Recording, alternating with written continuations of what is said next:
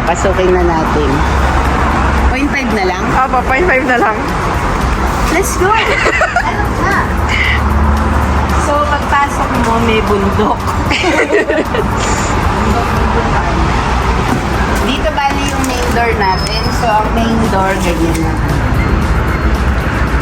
Pagpasok mo, ito na ang ating mini sala. So, ang mini sala ay isang 360.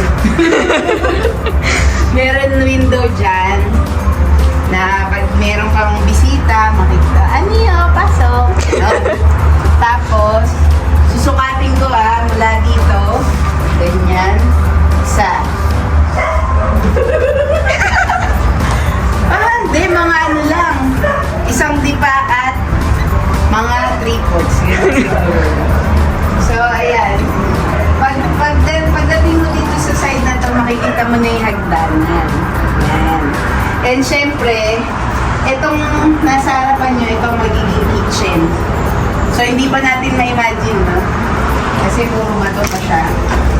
Pero, ang bala ko, dito yung counter, dito ang rep, tapos meron ditong cabinet. Tapos siguro dito may pantry na cabinet din ng pagkain. So, dito muna tayo sa first room. Itong first room, magiging room ni father and ni mother. So, malaki din siya. Siguro lagpas isang dipa. Dalawang window para well ventilated. Kasya naman sila dito. Bali magkakaroon lang ng built-in cabinet.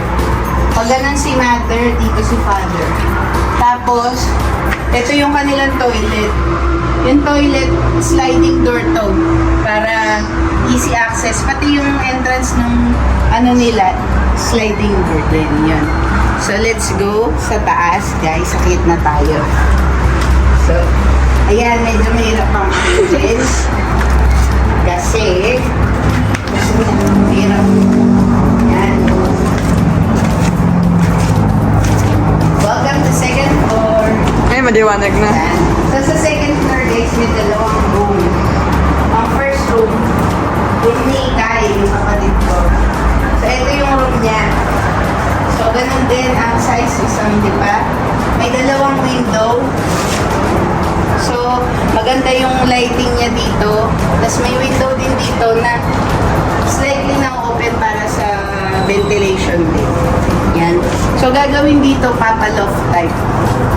Para madali lang sa kanya. Kasi masikip kung pagpasok mo, bed agad. Eh, gusto na may gaming setup agad. So, dito naman tayo sa room. Sa room ko.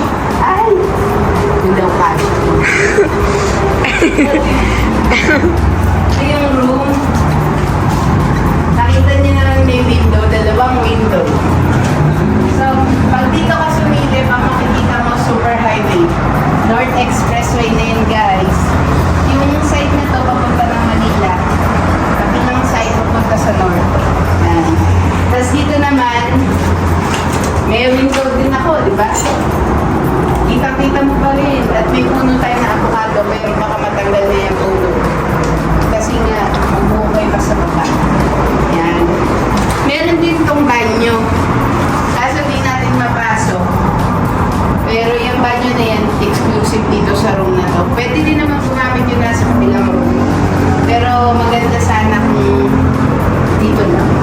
Dito sa taas, yung mga pinto nila hindi sliding. Alright.